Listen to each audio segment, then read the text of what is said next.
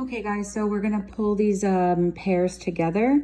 Just to remind you, complementary are any two angles that have a sum that's 90 degrees. Supplementary angles are any two angles that have a sum of 180 degrees. These are paired angles, so it takes two angles to create complementary and supplementary. Sometimes students get confused and they see a 180 degree angle and they say, oh, that's supplementary. And it's not true. You actually have to have two angles whose sum is equal to 180 degrees, okay? And complementary is two angles whose sum is equal to 90. Now, kids sometimes confuse them, and I saw a little way to remember this. The letter C comes before the letter S in the alphabet, and 90 comes before 180 numerically.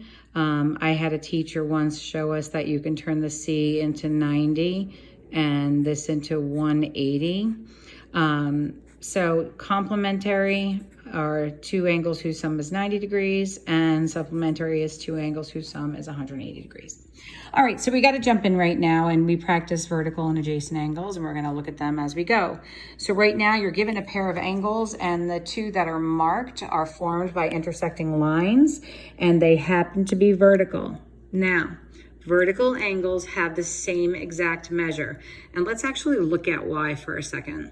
So we're going to actually combine a lot of knowledge here. I'm going to take a little, like a screenshot for a second. Yeah, it takes a long time. Okay, so what I want to show you is this. If these two angles add up to 180 degrees, then this guy right here has to be 130. He just has to, because those two angles form that straight line, which is 180 degrees. Now, let's switch color here. Now, what about these two then? Well, if that's 130, then this one has to be 50. And then let's look at the next pair of adjacent angles. So then we have these two. Now, these two are adjacent because they share this middle ray, which makes this 130 degrees.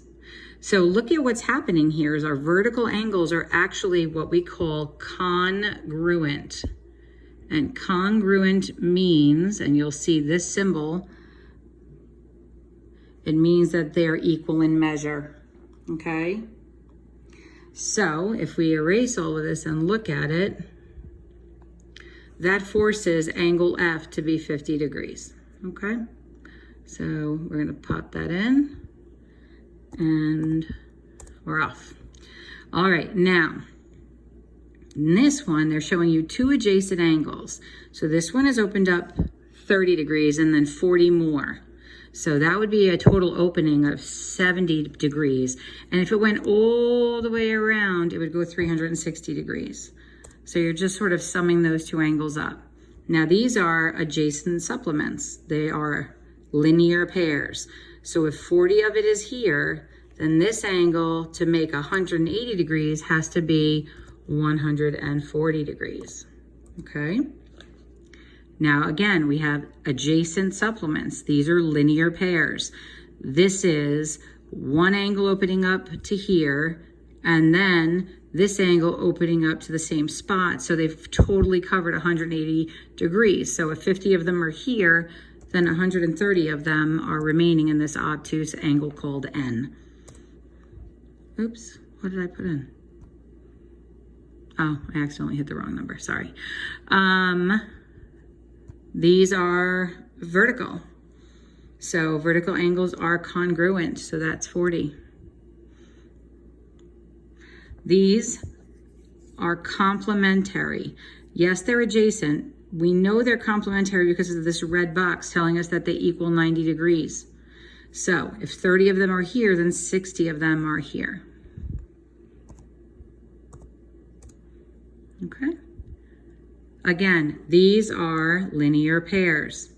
These are supplementary. If 30 degrees is here, then this opening has to be 150 degrees. So 150 degrees, okay? Now, these are adjacent complements. So if 59 is here, then one more gets it to 60, and then I need 30 more. So 31 would get me to my 90 degrees.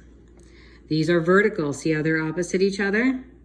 So these are going to be congruent. These are vertical.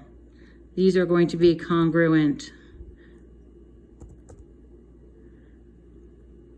These are adjacent and they form a straight line. So 98 degrees of them are there. So 82 degrees of it is on the other side.